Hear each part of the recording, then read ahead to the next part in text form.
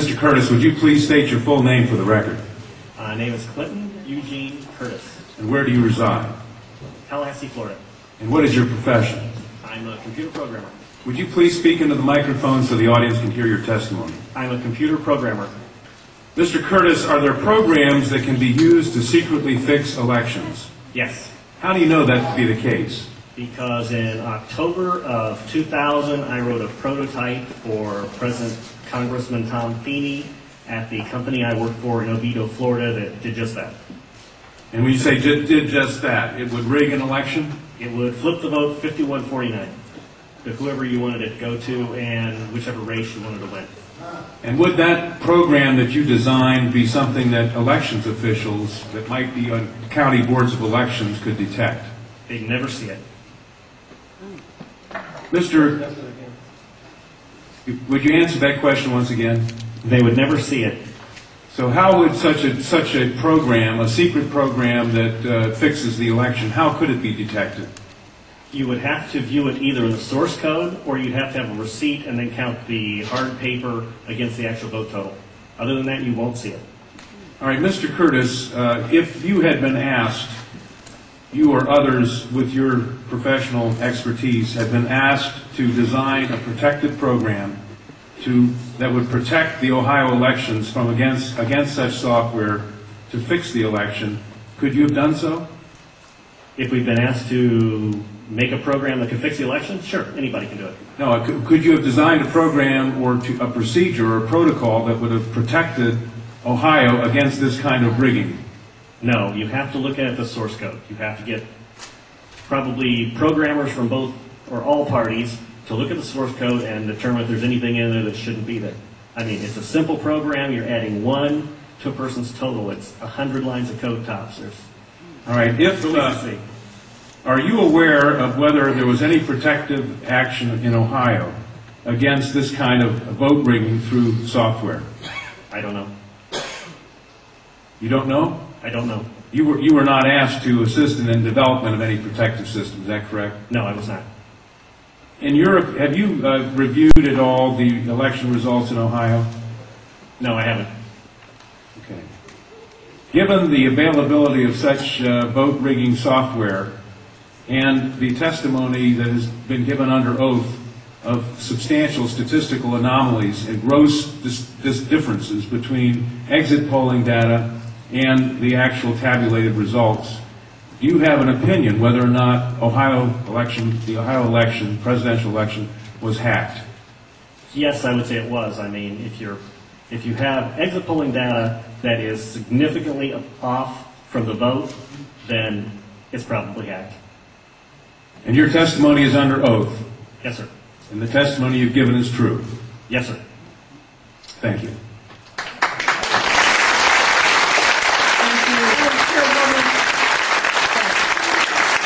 Congresswoman Stephanie Capshaw. Congresswoman Waters and I have the same question. Come back to the podium. Who did you say you were asked to prepare? I was asked by Tom Feeney. He's now a congressman. At that time, he was Speaker of the House of Florida, Yang Enterprises, which was the company I work for, lobbyist, and their corporate attorney. He wore a lot of hats. And at the time, he was the Speaker of the House of Florida. Is that what you said? Yes. Okay, thank you. Congressman. You say he was the lobbyist for the voting machine company at the same time he was Speaker of the House? I don't know what the voting machine company is. He was a lobbyist for Yang Enterprises. We had NASA contracts and Yang Enterprises did what? Computers? computers. Okay, and he was your lobbyist, your He was company's the lobbyist. lobbyist for that company, And yes. he asked you to design a code to rig an election Yes. while he was Speaker of the Florida House. Yes. This was during or previous to the 2000 election? Yes. October into September. And did he ever express why he wanted a code to rig an election? No, I immediately assumed that they were trying to keep you guys from cheating them. So, so I wrote up the documentation on what you would look for in the source code, how you would make sure that you didn't get, taken advantage of, make sure that all voting machines had receipts, because that way you could back count the ones that looked a little funny. And I handed it By receipts, you mean a paper trail? Yes, paper trail. And I handed that in to Mrs. Yang and said, here's your report, here's your program. And she said, you don't understand, we need to hide the fraud in the source code. Hide the fraud, not reveal the fraud. Not reveal the fraud because it's needed to control the vote in South Florida, was what she said. That's what she said. That's To your knowledge, was this used? I have no idea. I was ready to leave, so I retired and left the company. Your testimony a moment ago, I think you said just before you left, in answer to Congresswoman Tubbs Jones' question, that, would you just repeat what you said in terms of the exit polls? Oh, the exit polls should not be significantly different than the vote. And if they were, you would conclude what? I would conclude someone's playing with the vote. Now with the exit polls? That's possible too. Okay, I was going to ask why something is definitely skewed. something is skewed in one or the other about. Right. To select which one, you'd have to see where the problem is. Let me ask you one further question. Assuming for the moment that such software, that's what you call it, such software to rig a vote was used in one or more machines in Ohio or in Florida, could you today detect that if you looked at the source code? If you get the machines and they have not been patched yet, I mean, once they get in and touch them, anything can happen. You can also set timers to do that, but then you see the timers. Then you'd have to take those machines, decompile them, which I couldn't do, but possibly a Microsoft and MIT something could do. You might be able to see it. You might. Not necessarily. Depends on how good they are at destroying what they had. Destroying what they had by tampering with the machine afterwards or by programming a destroy instruction in the first place? Right, because since you didn't... Either or both? Either or both. You didn't actually see what's in there, so you don't know if the code is running in a single executable or running in various modules. If it's running in modules, you can make the code actually eat itself. Let me ask you one further question. I've been told that people who assume that lots of the election results, or that a large fraction of the election result in any state may have been affected by deliberate fraud in the computer, are paranoid because in order to do that, you have to have access to thousands of machines, and that would be readily detectable. To what extent is that true? It depends on the technology you use. If you did a central tabulation machine that fed in, all you'd have to do is set a flag. You set a flag, the central tabulation machine would then flip your vote. So one person putting in bad code in a central tabulation machine could affect thousands and thousands or tens of thousands of votes. Right, and you could activate either automatically, or you could make it so that there's code existing on like an electronic machine that feeds it, where you would punch it in, it would set the flag, the server would see the flag, and then... And if you had a recount, and there were no paper trail, would that be, assuming that had happened, would that be revealable by seeing a discrepancy between what the central tabulator showed and what the individual machines, which had not been tampered with, showed? Not if I wrote it. Why not? In other words, I would make it match. You could work back from the tabulator to the individual machines, so the tabulator would tell the machines to switch their results? Yes, it talks both ways. You can flip it to Congressman, whatever you need. And they actually do talk to each other, the Yes. machines As long and as the it's tabulator. hooked up, as long as it's networked together, they can talk to each other. So in other words, there's absolutely no assurance whatsoever on anything with regard to these machines.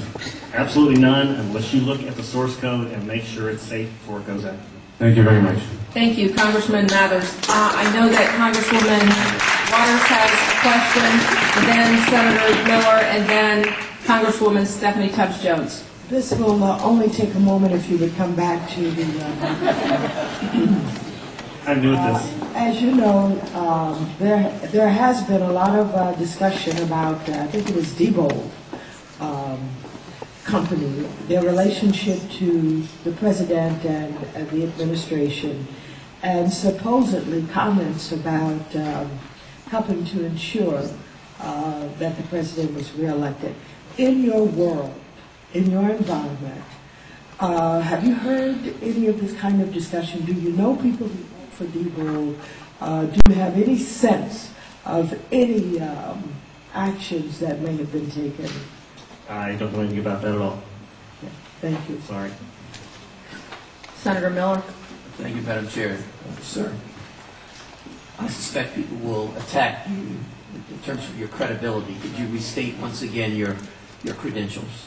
I'm a programmer. I worked for NASA, worked for ExxonMobil, worked for Florida Department of Transportation, and other elements of my story, because this company, well, let's get into it. Why not?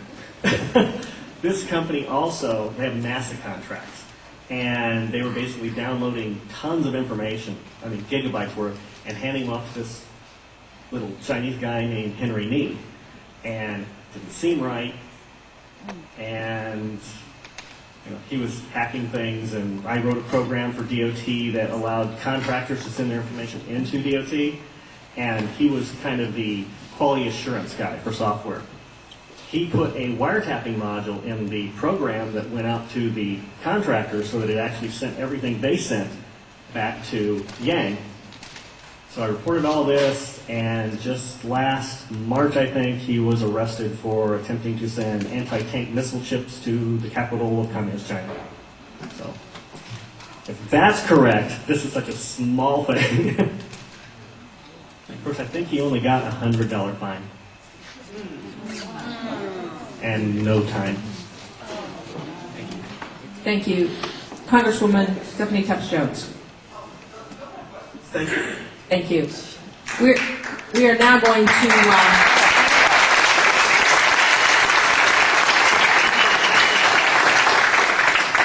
back to the public testimony.